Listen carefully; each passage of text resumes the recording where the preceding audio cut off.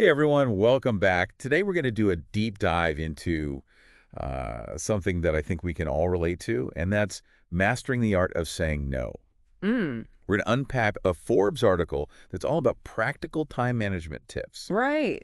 and some pretty interesting research that digs into the psychology of why no can be such a hard word to say. Yeah, We all want to feel a little less overwhelmed and a little more in control of our time, right? for sure. So let's figure out how to make no your new superpower. You know what's so interesting about these sources is they both kind of go beyond just simple time management hacks. Right. They both emphasize that no isn't just about getting things done. Okay. It's about creating a life that truly aligns with what you find important. Yeah. It's a pretty powerful idea when you think about it. Yeah, it really is. And the Forbes article jumps right in with a classic tool, the Eisenhower box. Yeah. It's all about categorizing your tasks Yeah. based on urgency and importance. Right. Have you used this before? Oh, absolutely. It's a game changer for decision making. Think of it this way. Yeah. You've got a deadline for a big project at work that's definitely urgent, A&D important. Right. But then, there's that online course you've been meaning to take to kind of level up your skills. Uh-huh. Important, for sure, Yeah.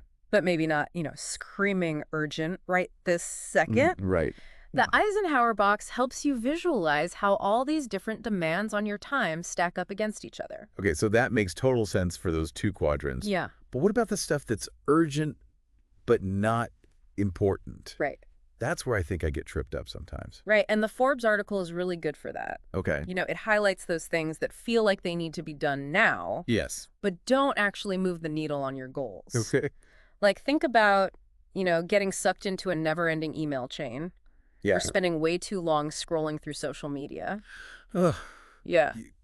I feel personally attacked by that example. Right. It's like my brain knows it's not important, but it still feels so hard to resist. Exactly. And this is where I think the research is so interesting. Yep.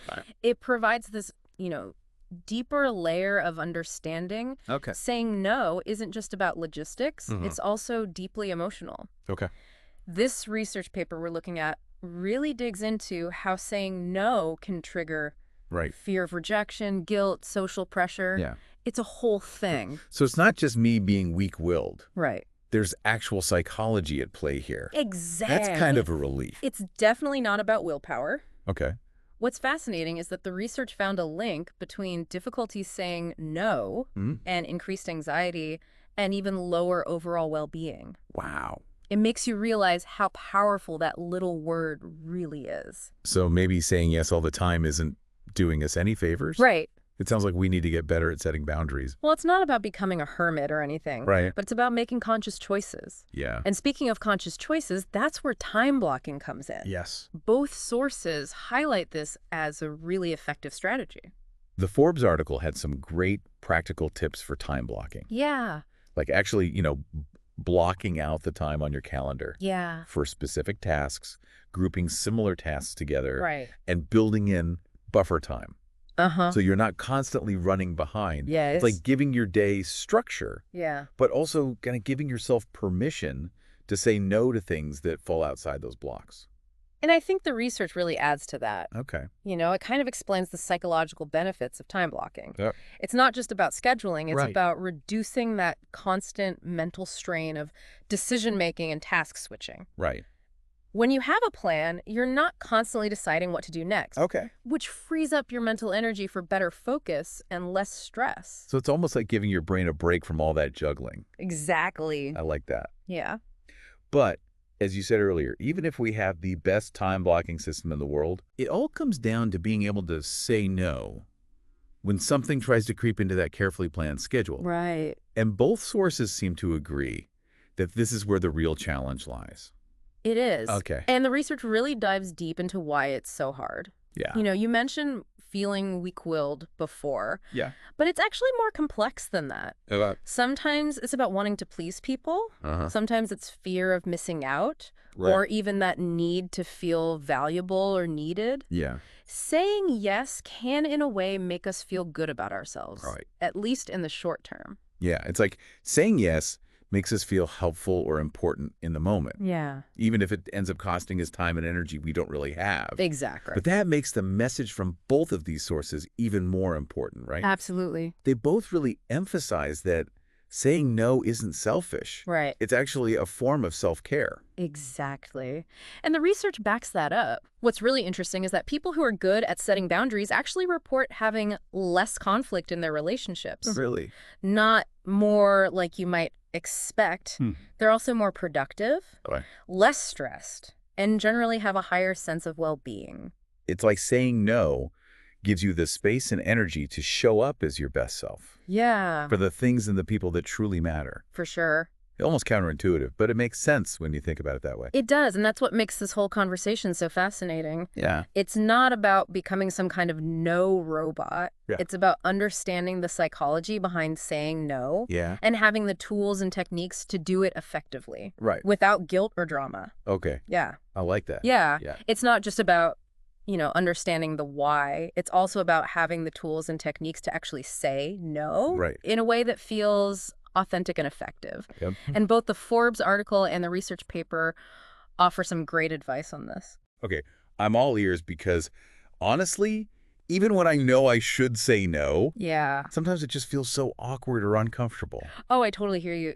The research actually digs into the different ways people try to avoid saying no directly. Oh, yeah. Sometimes we get vague and we hope the other person will just get the hint. Yeah. Or we make up, these elaborate excuses. Right. But both sources really emphasize that clarity and respect are key.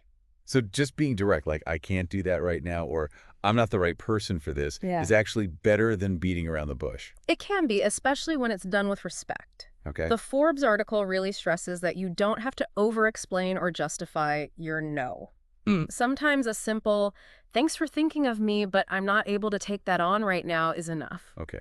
That makes me feel a little better. Yeah, But what if it's a situation where I do want to be helpful, right. just not in the way that they're asking? That's where I think the Forbes article's suggestion of offering alternatives is really helpful. Okay. Could you maybe suggest a different time that works better for you? Mm-hmm. Or point them to somebody else who might be a good fit for the task? Oh, I like that. Yeah. So it's not about shutting them down completely. Right. It's about finding a solution that works for both of us. Exactly. It's about being assertive, not aggressive. Okay. And that ties back to what the research says about maintaining healthy relationships. Yeah. Setting boundaries isn't about creating distance. Uh-huh. It's actually about creating, a more honest and respectful dynamic. It's interesting because I think a lot of us worry that saying no will damage relationships, Yeah. but the research is actually suggesting the opposite. Right. And it makes sense when you think about it. Yeah. When you're constantly overcommitting and stretching yourself thin, Right. it can lead to resentment and frustration, Yeah. which ultimately impacts those relationships. Right. But when you're able to set those clear boundaries, Yeah. it creates space for more genuine connection. Oh. So being good at saying no might actually make us better friends, partners, colleagues, even family members. It really could. That's a pretty compelling reason to get good at it. Yeah. But let's talk about the nitty-gritty of actually saying no. Okay. The research talked about using I statements. Yeah. Can you remind me what those are and why they're so effective? Absolutely. I statements are a way of communicating your needs and feelings Okay. without blaming or accusing the other person. Right. So instead of saying something like, you're always asking me to do too much, Yeah. you could say, I'm feeling a little overwhelmed right now and I'm not able to take on anything else. Okay, so it's about owning your own experience and Yeah. setting that boundary without putting the other person on the defensive. Exactly. That makes a lot of sense. Yeah. And the Forbes article had some similar advice about being clear and concise, Yeah. not making excuses, or getting overly apologetic. Yes. And it also emphasized the importance of nonverbal communication. Oh, really? Things like making eye contact. Uh-huh. Standing tall and speaking in a calm and assertive tone. Okay. All of these things reinforce your message Right. and make it clear that you mean what you say. It's like showing up with confidence even if you're feeling a little shaky inside. Yeah, exactly. But even with all the best techniques, there are times when saying no just triggers that wave of guilt or worry. Sure. Any advice from the sources on how to deal with that emotional fallout? Absolutely. This is where the research on self-compassion is so valuable. Okay. It's about recognizing that it's okay to feel those emotions, guilt, worry, even a little fear, Right. without letting them control your actions. So it's not about suppressing those feelings. Right. It's about acknowledging them and then choosing to act in a way that aligns with your values and priorities. Exactly. And the research suggests that people who practice self-compassion Uh-huh. are actually more resilient in the face of these challenges. Okay. They're able to recognize that saying no isn't selfish. It's about honoring their own needs and respecting their own limits. Right. And that ultimately allows them to show up more fully for the things and the people that matter most. It's almost like giving yourself permission to prioritize your own well-being, Yeah. which then allows you to contribute in a more sustainable and authentic way. Exactly. It's not about being selfish. Okay. It's about being strategic with your time and energy. Right. And both sources acknowledge that this is a skill that takes practice. Okay. You're not going to become a master of saying no overnight. Right. There will be times when you slip up, when Okay. you say yes, when you really wanted to say no. Yeah. And that's okay. So it's about being kind to ourselves even when we make mistakes. Exactly. I like that. Yeah, It takes the pressure off. it does. But I'm curious, the research paper mentioned some case studies Yes. of people who really benefited from learning to say no. Yeah. Can we talk about those for a minute? Because I think sometimes it helps to see how these concepts play out in real life. Of course, one that stands out to me is the case of a corporate employee Okay. who was struggling with burnout. Yeah. You know, they were constantly saying yes to extra projects, Uh-huh. working late hours, Right. which left them feeling exhausted and resentful. Wow. But after learning about the benefits of saying no Okay. and actually putting those techniques into practice, Yeah. they were able to reclaim some of their time and energy, which led to, reduced stress levels, improved focus, even higher job satisfaction. That's amazing. It's like proof that saying no can actually lead to tangible improvements in your life. It can. And it's not just about work. No, not at all. The research paper also had examples from other areas of life. It did. There was a really interesting case study about a parent who was feeling overwhelmed by requests from their kids, their extended family, even their community. They were Yeah. constantly running around doing things for others, but neglecting their own needs in the process. Yeah, I know that feeling. Right. By learning to set boundaries and say no to some of those requests, Okay. they're able to carve out time for themselves, Yeah. which not only reduced their stress, but also improved their relationships with their family. Yeah, it's so inspiring to hear those stories because it just makes it feel like real change is possible. Yeah. Like we're not just talking about some abstract concept here. Yeah. This is something that can actually make our lives better. Absolutely. And it's not just about individual well-being either. Yeah, okay. The research actually highlights how setting boundaries can ripple out and improve our relationships as well. Think about it when you're clear about your limits. Yeah, It creates a space for more authentic and fulfilling connections. that makes sense. Yeah, Yeah, it's like when you're constantly saying yes out of obligation, right. you're not really bringing your full self to those interactions. Exactly. And the research shows that, people who are comfortable setting boundaries tend to attract people who respect those boundaries. Okay. They're also more likely to have relationships based on mutual understanding and respect Right. rather than resentment or obligation. It's almost like saying no allows you to build stronger, healthier relationships Yeah, because you're not constantly depleting yourself trying to please everyone. for sure.